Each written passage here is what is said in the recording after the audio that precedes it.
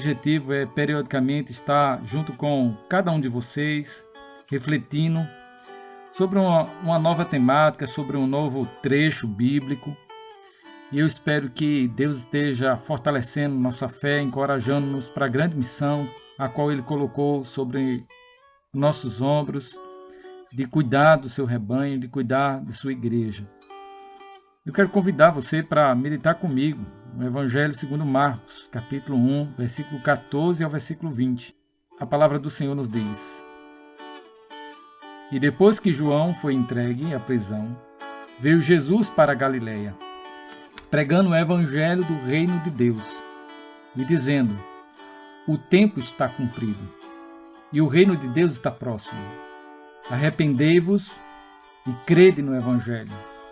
E andando junto ao mar da Galiléia, viu Simão e André, seu irmão, que lançavam a rede ao mar, pois eram pescadores. E Jesus lhe disse: Vinde após mim, e eu farei que sejais pescadores de homens.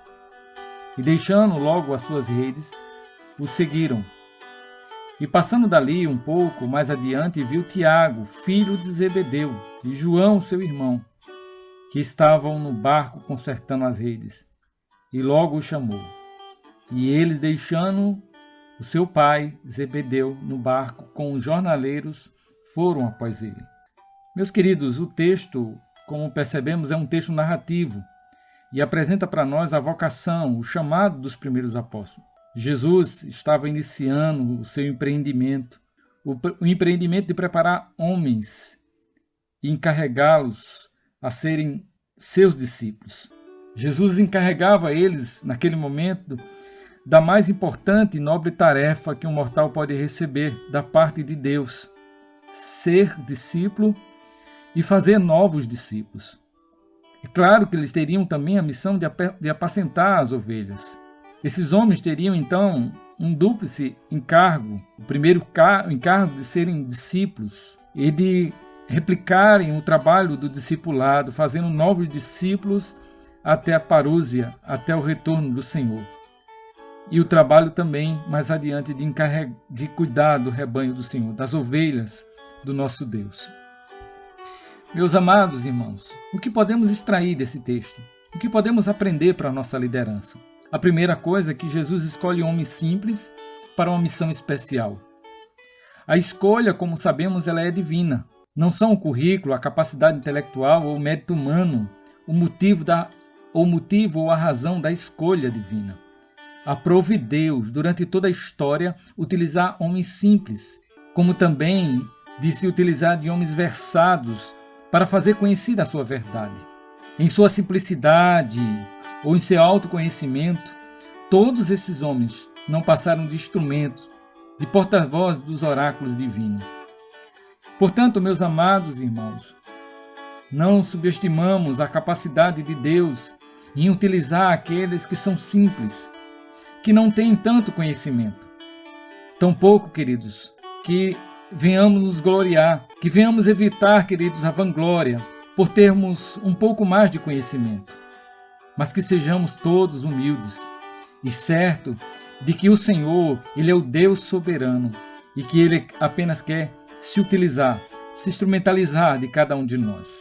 Ainda diante do texto, nós percebemos a resposta ao chamado. Essa resposta deve ecoar por toda a nossa existência. Aqueles homens, ao deixarem as suas redes, deixaram muito mais do que uma carreira profissional para trás. Eles não queriam que nada viesse lhe atrapalhar ou viesse lhe embaraçar no compromisso de seguir a Cristo. Eles deixaram para trás a autoconfiança para se firmarem na confiança em Deus. Deixar a rede nem sempre implica em jogar tudo para cima, em abandonar o nosso emprego, de onde nós tiramos o sustento financeiro.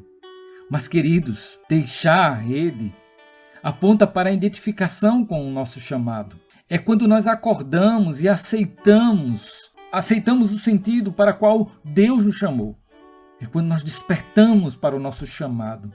Deixar a rede é um resultado da convicção. E que convicção é essa?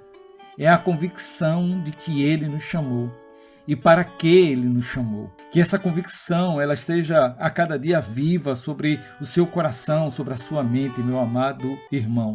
Uma terceira, então, observação que nós podemos fazer do texto são as implicações do chamado. As implicações do chamado envolvem uma decisão radical. Entre tantas implicações, talvez a mais forte dela seja a renúncia. Lucas capítulo 14, versículo 33 diz assim: pois qualquer de vós que não renunciar tudo quanto tem, não pode ser meu discípulo. Queridos, na vida daqueles e de todos que são chamados por Cristo, as prioridades, os valores tiveram que ser alterados. E assim também deve ser conosco. Nossas prioridades, nossos valores deverão ser alterados. Não podemos, de maneira nenhuma, pensar que estaremos agradando a Deus com o coração dividido ou com os valores invertidos. Buscar o reino de Deus deve ser primazia em nossas vidas. Portanto, meu amado irmão, recorde-se. Jesus te escolheu para uma importante e nobre missão, tornar-se um discípulo e fazer novos discípulos. Recorde-se que o chamado dele deve ecoar por toda a sua vida. 2 Timóteo capítulo 1, versículo 6, Paulo dizendo a Timóteo, disse: por cujo motivo te lembro que desperte o dom de Deus que existe em ti, pela imposição das minhas mãos. E por fim, meu amado irmão, eu quero recordar nessa reflexão deste dia, que as implicações desse chamado, do chamado de Deus para a sua vida, envolve uma decisão radical da sua parte. Jesus, ele disse que ninguém que lança a mão no arado e olha para trás é apto para o reino de Deus. Portanto, meu querido, meu amado irmão, entenda que antes mesmo dessa responsabilidade, Cristo, ele quer que você seja um discípulo. Cristo quer que o chamado dele ecoe por toda a sua vida e que você tome a cada dia as decisões radicais que envolvem esse discipulado. Eu quero desejar que Deus te abençoe, fortaleça você, fortaleça e encoraje para a missão, para a obra que Ele tem em seu viver. Eu quero orar com você, meu amado. Pai querido, Deus de amor, Deus de toda infinita e perfeita misericórdia, nesse momento estamos aqui, ó Pai, para transmitir essa mensagem do Teu coração para o coração deles. Senhor, que essa mensagem sirva de fortalecimento, de encorajamento na vida deste homem, na vida dessa mulher também, ó Pai. Que eles sejam encorajados no Senhor para a missão que eles têm a executar, Pai. Que eles sejam discípulos autênticos, discípulos que resplandecem a cada dia, ó Pai, e que revela, ó Deus, a glória do Senhor. Eu quero te bendizer, Pai, em nome de Jesus. Em nome de Jesus.